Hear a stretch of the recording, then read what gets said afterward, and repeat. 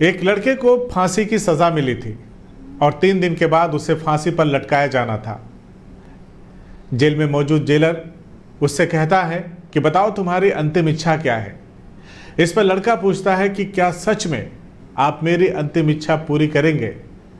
इस पर जेलर कहता है कि हाँ हाँ, क्यों नहीं, सभी की अंतिम इच्छा पूरी की जाती है, तुम्हारी भी अंतिम इच्छा जरूर पूरी करेंगे। जेलर पूछते हैं कि अच्छा चलो बताओ तुम्हारी अंतिम इच्छा है क्या।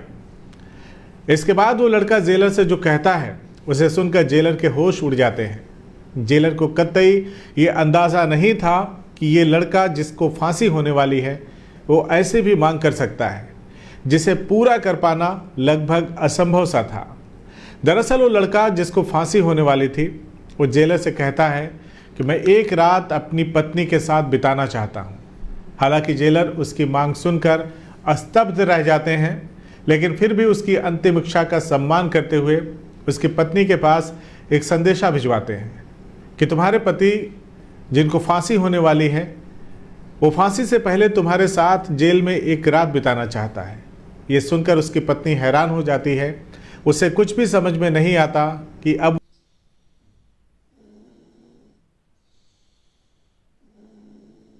प्यार करने लगती है।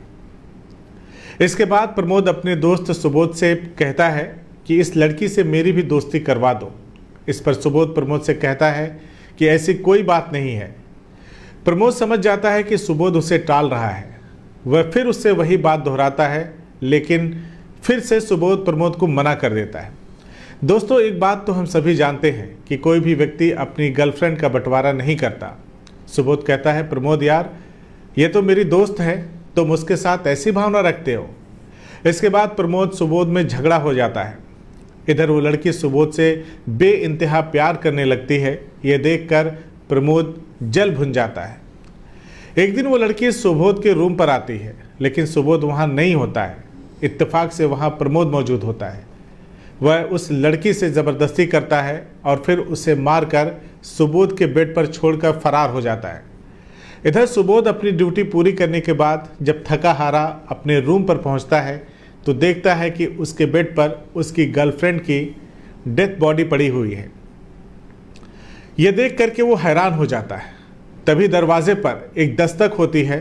सुबोध दरवाज़ा खोलता है और सामने से अचानक पुलिस को देखकर घबरा जाता है। इसके बाद पुलिस वाले सुबोध को गिरफ्तार कर लेते हैं। पुलिस सुबोध को गिरफ्तार करने के बाद उसे थाने लेकर जाती है और उससे पूछताछ करती है। सुबोध पुलिस को कुछ भी बताने की स्थिति में नहीं होता है, क्योंकि उसे पता ही नहीं था कि ये हत्या किसने की है, इसीलिए वो खामोश रहता है।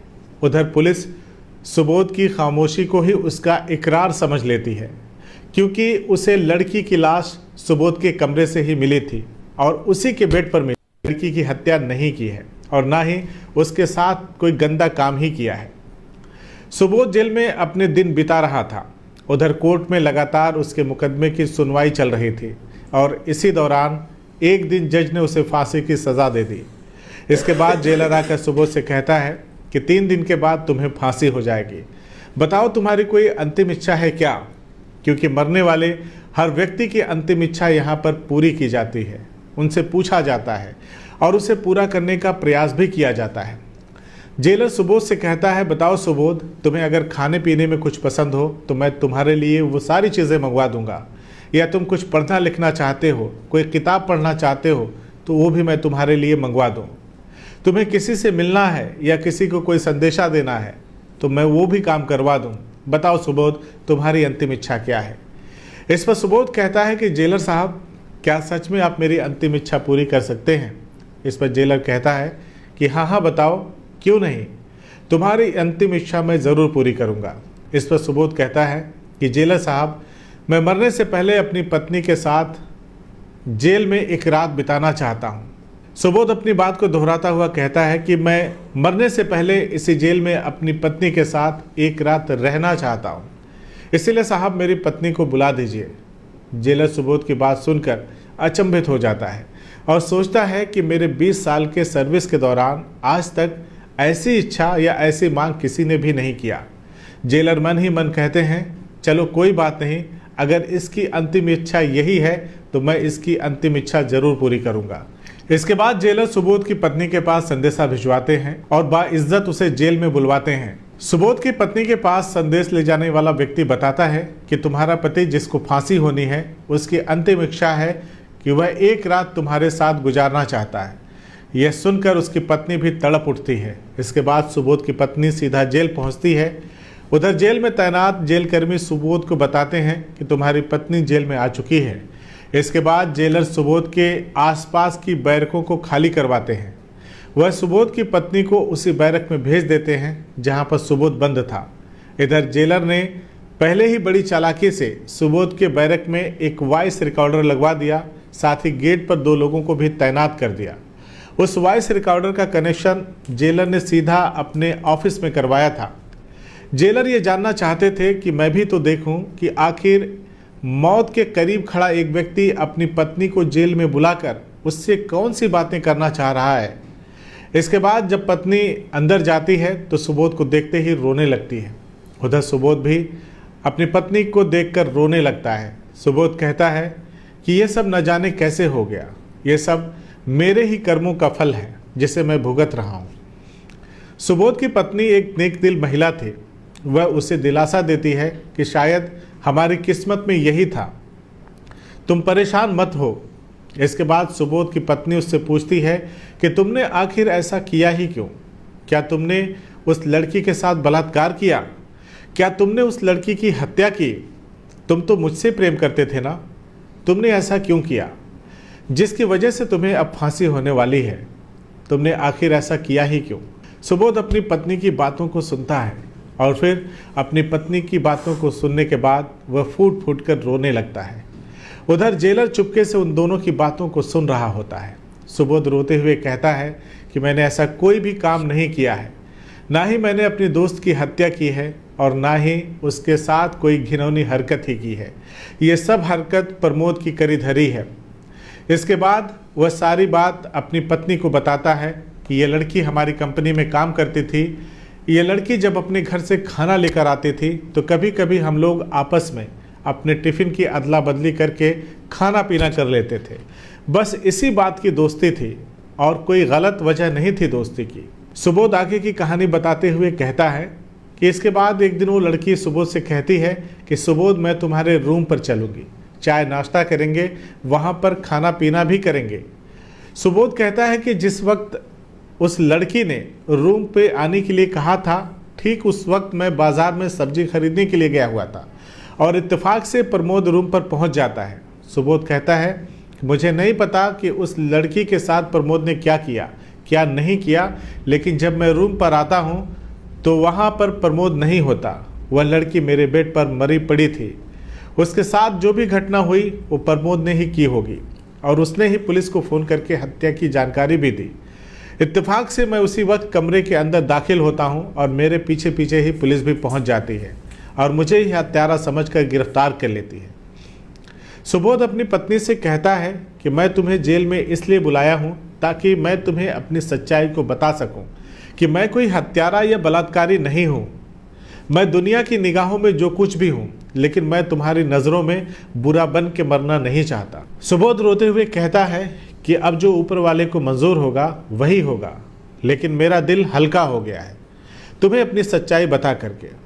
सुबोध अपनी पत्नी से कहता है कि तुम ज़रा भी परेशान मत होना, मेरे दोनों बच्चों की परवरिश अच्छे से करना, मेरा जो होना है वो तो होकर ही रहेगा। सुबोध अपनी पत्नी से कहता है कि हमारे देश के कानून को अंधा इसीलिए कहा गया है और ये सच भी है। मेरे मामले में कानून बिल्कुल अंधा बन के काम कर रहा है। जिस अपराध की मैं सज़ा भुगतने जा रहा हूँ वो अपराध तो मैंने किया ही नहीं है। मैं कहाँ जाऊँ, किसके सामने जाकर के गीता पर हाथ रख कर के कसम खाऊं कि मैंने ऐसा कोई भी घटिया काम नहीं किया है, किसी की हत्या नहीं की है। मैं किसको अपनी सच्चाई बताऊं? मैं पूरी तरह से निर्दोष हूं, मुझे फंसाया गया है। इतना कहते ही वो फूट फूट कर रोने लगता है। उसकी बातों को सुनकर गेट पर खड़े पहरेदार भी रोने लगते हैं कि एक बेगुनाह को अब फांसी हो जाएगी। उधर अपने ऑफिस में बैठकर जेलर उन दोनों की बातों को सुन रहे होते हैं। वहां पर कुछ अन्य पुलिसकर्मी भी मौजूद होते हैं जो जेलर के साथ बैठे रहते हैं। वह भी सुबोध की बातों को सुनकर रोने लगते हैं।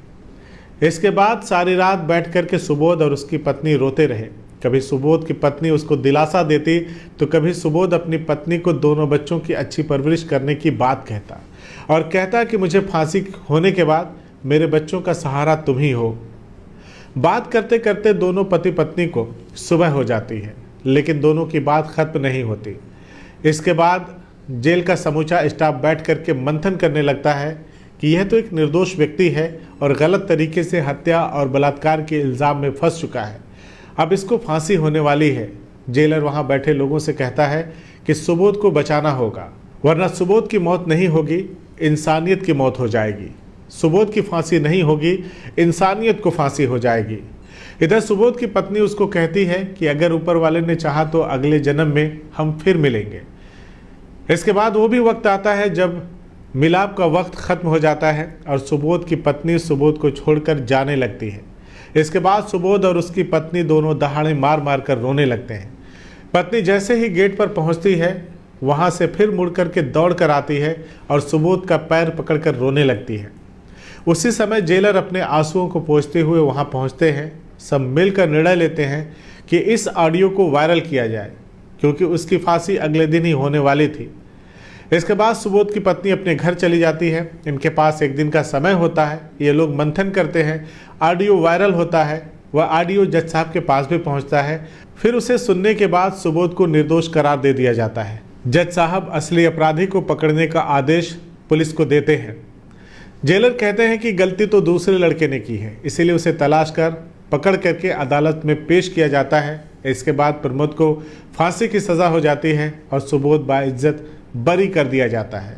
यह सूचना जैसे ही सुबोध की पत्नी तक पहुंचती है, वह खुशी से झूम उठती है। उसकी खुशी का ठिकाना नहीं रहता। किसी ने सच ही कहा है कि अगर आप किसी का बुरा नहीं करते तो आपका भी बुरा नहीं होगा। आज की दर्दनाक कहानी पर आपका क्या कहना है, हमें कमेंट करके ज़रूर बताएं। बाकी अपराधों की ऐसी ही अनकही और सच्ची दास्तान को देखने और सुनने के लिए